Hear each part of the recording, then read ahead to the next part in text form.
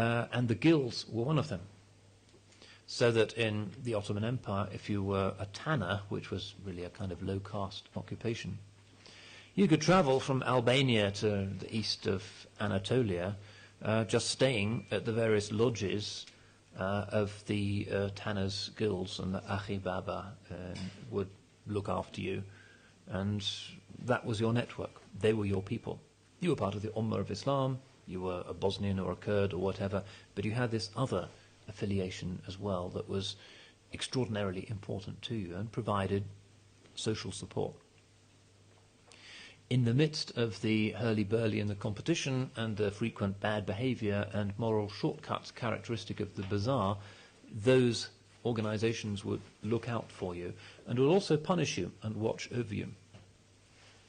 In the traditional bazaar in the Ottoman Empire, in Sarajevo for instance, if you wanted to have a shop in the bazaar, you had to belong to one of the asnaf, to one of the guilds.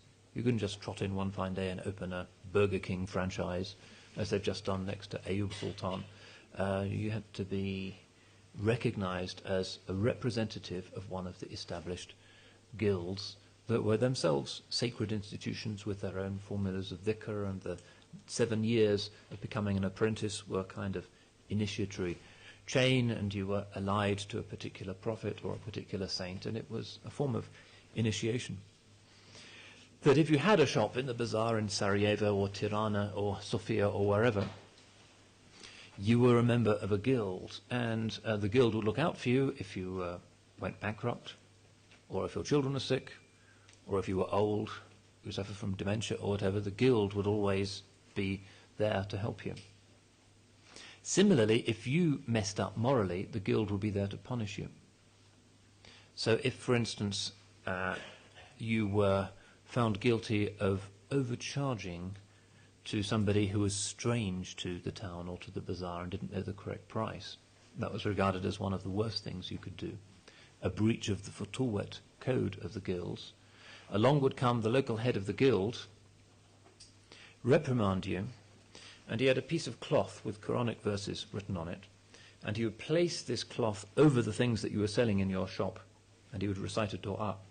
And you would have to sit there in your shop with the door open, without any customers, for as long as the head of the guild thought that you deserved to sit there for having committed the crime of overcharging a stranger. And then he would come along with his assistants, and he would make a dua, and he would take the cloth back to his place, and it was business as usual. Well, it's not like that nowadays, I'm afraid, in the shopping mall or even in the covered bazaar in Istanbul. It's dog eat dog in our capitalistic world. That idea of the bazaar as a place of sacred discipline is very far from our conception. But this is how Muslim civilization used to be. That's the principle of sacrality, even